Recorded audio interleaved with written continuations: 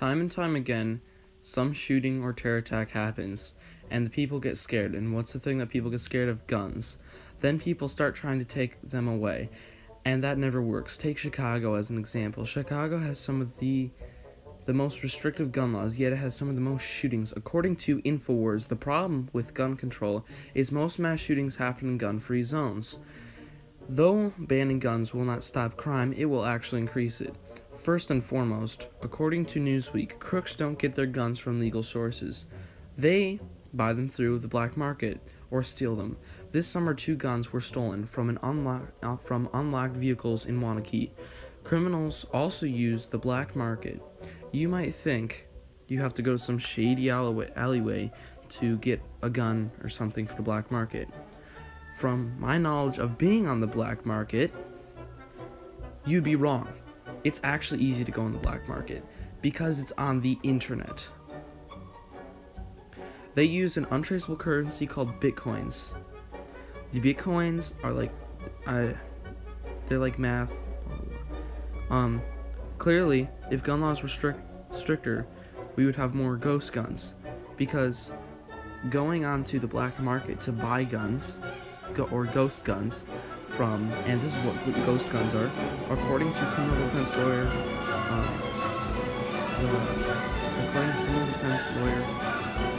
at lawyer.com, an individual can convert an unfurbished receiver into a working gun without having to register the gun and provide a serial number. Without registration, the gun cannot be tracked. Therefore, you cannot find this gun. The government can't take it away.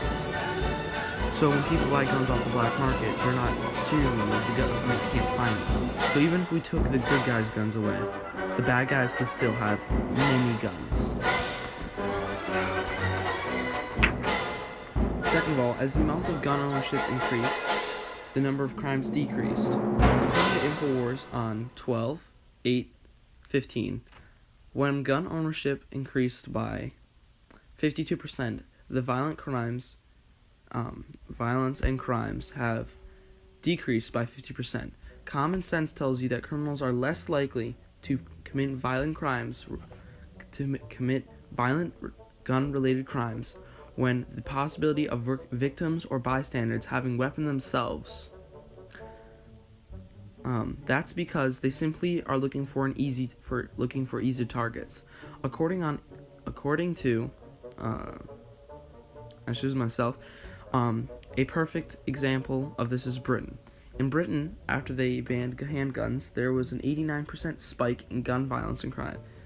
That 89% spike is directly tied to taking away guns. According to the New York Times, some Americans assume that gun laws are responsible for Europe's low crime rates. Many criminology studies found out such laws increase crime. That's because criminals are not stupid. It's much easier to shoot up school rather than shooting up a gun club. Because in a school, the students don't have guns or teachers.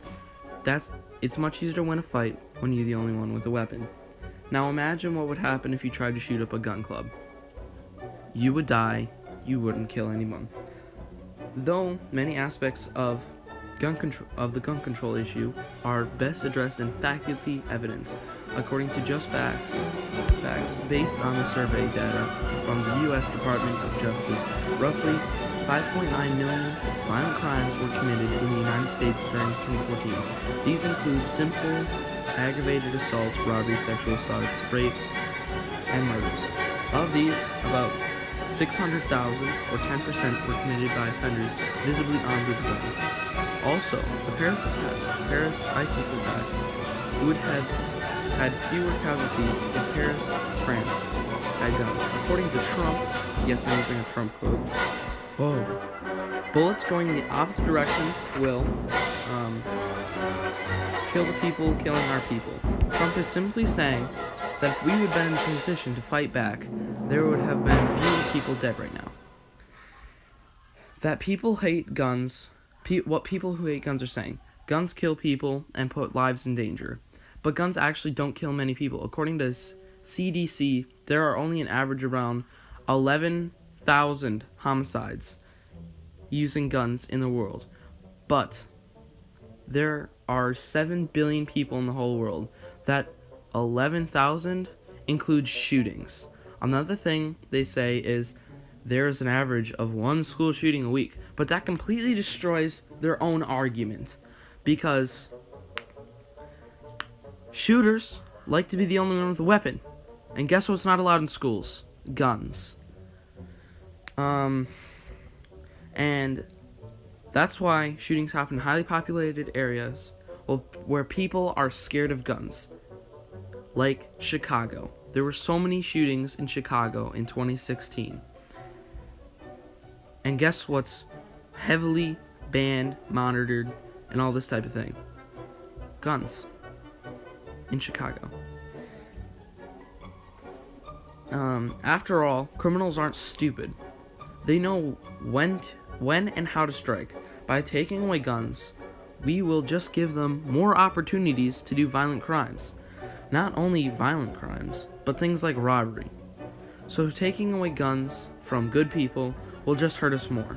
For instance, people who rob gas stations, they usually get shot or run because somebody just pulled a gun and pointed at their face. America does not need to take away guns. It needs to become more comfortable with guns.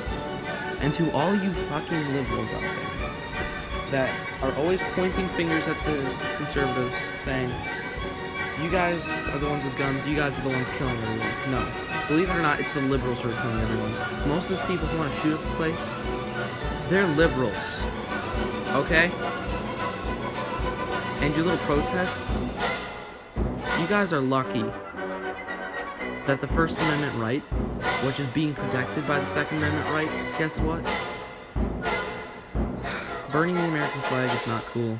You guys are lucky that the First Amendment right is still a thing. Honestly, I'm surprised the conservatives didn't just take it away from you guys so long ago. It's disgusting on how you guys burn flags, disrespect our country. And when you're burning the flag, you're disrespecting the very thing that's keeping those police officers from fucking killing you. Okay? Thanks for watching.